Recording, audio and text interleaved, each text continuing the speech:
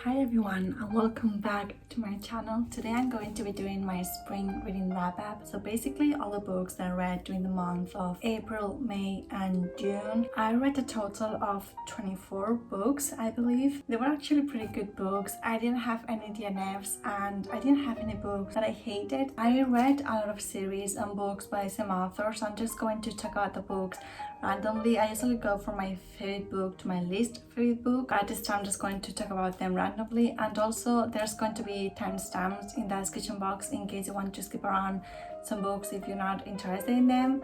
So yeah, I'm going to start. And also I have my fan, I think it's called abanico in Spanish, because it's really hot. We are in July, I live in Spain, it's hot, it's fine. It's the time of the season.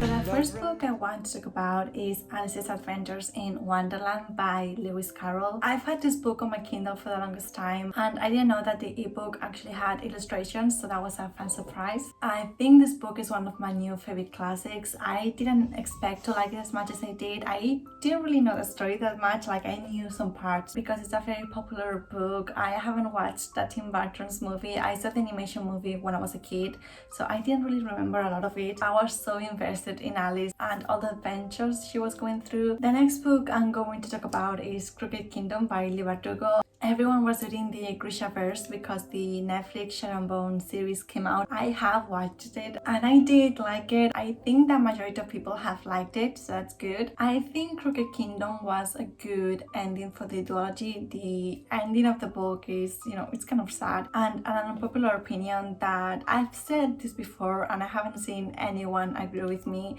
but I prefer the Shadow and Bone trilogy over the Six of Crows duology. When I said it, everyone was like, but why? Like, I don't know why, but the Shadow and Bone trilogy, it's still my favorite one from the entire universe. I still haven't read the King of Scars duology. I want to soon. Then I also read Crown of Midnight by maas. It was okay. It wasn't anything too special. The main character, the assassin, Selena, this is going to sound so bad, but when I was reading the book, I was waiting for her to do something, assassin-like she hasn't killed anyone. She doesn't act the way she is supposed to, I guess. I do want to continue the series and I'm going to, but I'm in no hurry because, like I said, this book was a little bit underwhelming. Then I also read The Angel's Game by zafón, el ángel, that was my dog. Then I also read The Angel's Game by zafón, el ángel.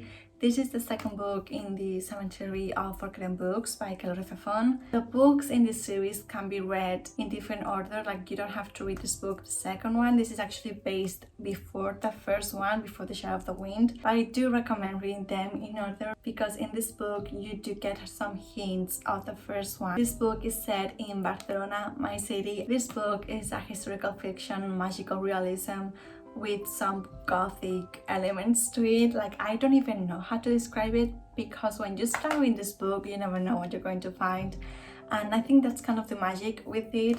It makes me kind of sad because the stories are always very sad. The relationships between people, they're always sad, in my opinion. I know some people won't think that way. Then I also read 3 books by Jane Austen. I read Emma, Persuasion and Sensibility. So far I've read 5 books by Jane Austen and I'm going to be very basic and I'm going to sound like a cliche, but Pride and Prejudice is my favorite book so far from all of those, and I think Emma is my second favorite. I did really enjoy Emma. The main character, she's so annoying, she's the worst, but the book itself was very entertaining. Sense and Sensibility, I didn't like it as much. I thought I was going to like it because of the relationship between the sisters, but that wasn't the case, sadly. But I did like it. Like, I did enjoy every single book that I read by Jane Austen. And then with Persuasion, I really enjoyed how she wrote the love interest. Then I also read Harry Potter and the Order of the Phoenix.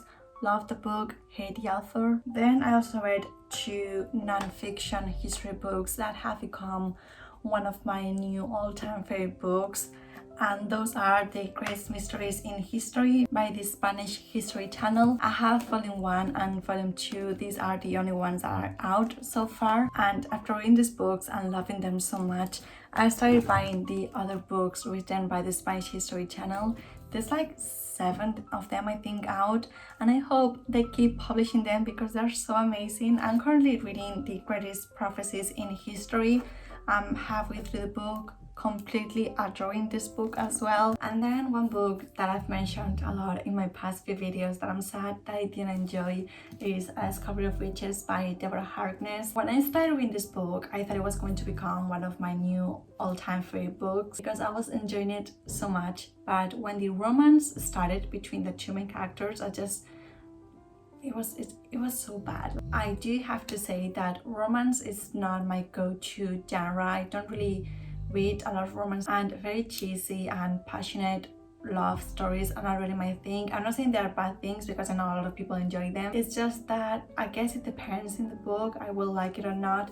In this case, I sadly didn't like it. I loved how dense the information was with history, philosophy, alchemy, science, DNAs, and the witchcraft part of it. I'm very sadly not going to continue with this series. I'm glad that I read this book because I did get some good things out of it. Then I also read An Ember in the Ashes by Sabaa Tahir. I really enjoyed this book. I thought it was a very good first book into the series. This series is a quartet, and I want to try to at least read the 3 other books during summer. I think they're going to be the perfect summer reads. The romance wasn't too cheesy, it wasn't annoying for me, and the Roman Empire elements in this book were amazing. Then I also read City of Ashes, City of Glass, and City of Fallen Angels by Cassandra Clare.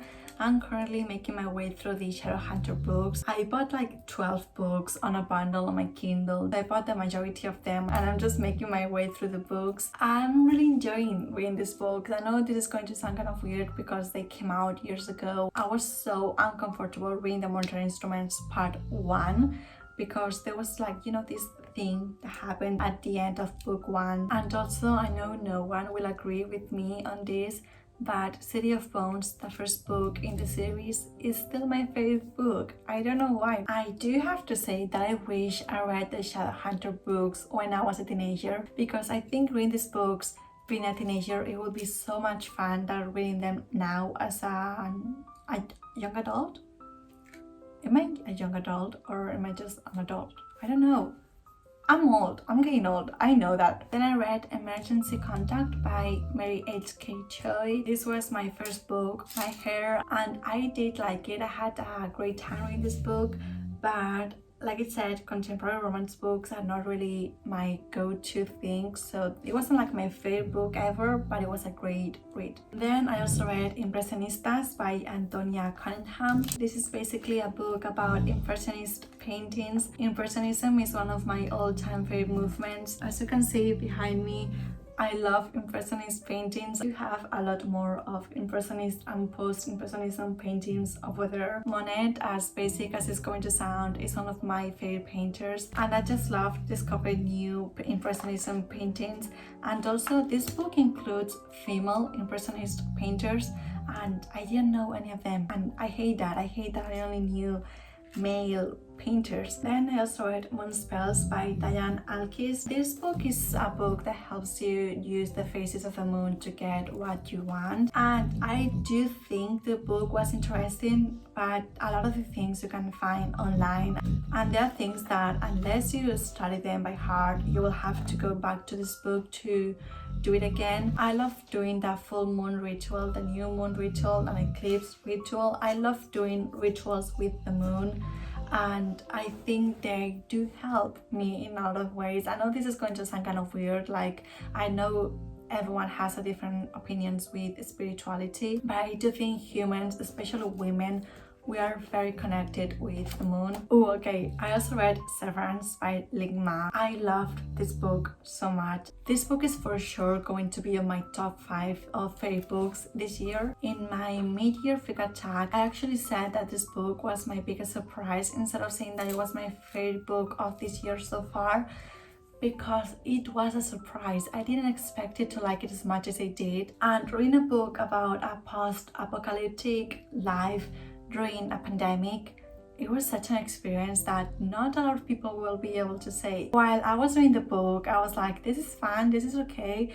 When I finished the book, I was like, fuck, this was so good and I want to reread it. And I do not reread books that often, but I do want to read this book. You should read it. Then another book that I read is Shatter Me by Tahereh Mafi. This is the first book in the Shatter Me series. There's a lot of books in this series and a lot of novellas, so I'm going to slowly make my way through these books. I also bought all the books in a bundle on my Kindle, so I have all the books. I love sci-fi, I love dystopian books. If you saw my winter reading wrap-up, you will know that I read a lot of dystopian books because I do love them. This book was great. I wish I had read it when I was a teenager because I think I would have loved it even more. Then I also read The Wall of Winnipeg and Me by Mariana. Everyone on BookTube is talking about this book. Everyone says that it's the best slow burn romance. I haven't read many romance, so I cannot compare this book to anything else and I cannot tell you if it's the best one, but it was great. I do not like steamy sex smut scenes, so I was very glad that there was only like a chapter of that. Then I also read El Origen Perdido by Matilde Asensi. This book was a fun read, but I do have to say that I think the book was a little bit too long for the story. The thing with this book is that I didn't really like the characters, like I could care less about every single character in this book, but the story was interesting. It's just that it feels kind of weird to read a book written by a Caucasian author, like a white author writing about other cultures that are not her own. I know she's a historian, I think, so she has learned about these things. That was my dog. But she is not part of them. It is kind of weird. In some way I felt like I was reading Indiana Jones because, you know, the Indiana Jones movies can be kind of racist in some ways.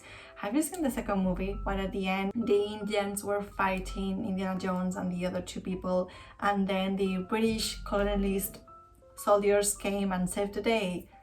It was like such a white propaganda. I don't know. The culture written in this book was a culture that I didn't know anything about. It was very fun to learn things about them, but at the same time, I don't know how accurate this book is into reality. Then I also read Malibu Rising by Taylor Jenkins Reid. I don't really know why I read this book because I've read Daisy Jones and the Six and the Seven Husbands of Evelyn Hugo. I always say Hugo, Evelyn Hugo in my head, like in the most Spanish way. I've given 2 stars to all her books. I never say my star rating in books because I do change it all the time. Like maybe I will give it 2 stars now, but maybe in 5 years I will give it a 5-star.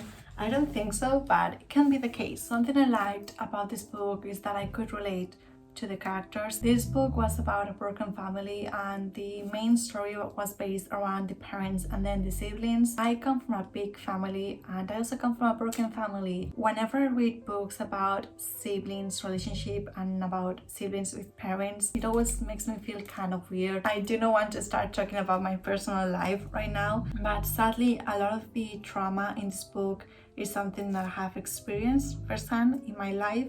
So that was something that I enjoyed reading, but at the same time I hate how Taylor Jenkins Reid always writes the same manic pixie dream girl. The main girl always has to be beautiful, she always has to be a femme fatale, she always has to have big breasts and just has to be someone that can get any man, but at the same time she doesn't want to, and she makes the same girl all over again. Oh, and also something that's a little bit satisfying for me is that the father in this book is the 3rd husband of Evelyn Hugo.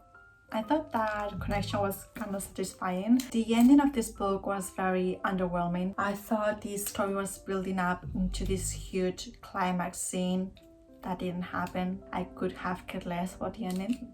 And then the last book I'm going to talk about is Muse of Nightmares by Laini Taylor. This is the second book in the Stranger Dreamer duology. I read the first book last year and I only got around reading the second book now, but thankfully I haven't forgotten anything about the first book because first of all the ending of the first book was, you know, it was kind of mind-blowing in some way because after that ending I had no idea what this book was going to be about. Like I had no idea how the author was going to be able to continue the story, but funny enough the first 200 pages narrate one day. Like the first 200 pages are one day, and I had no idea that the first 200 pages were only one day because it didn't feel too slow or too repetitive. And when they said, oh, this day is coming to an end, I was like, did I just read 200 pages about one day?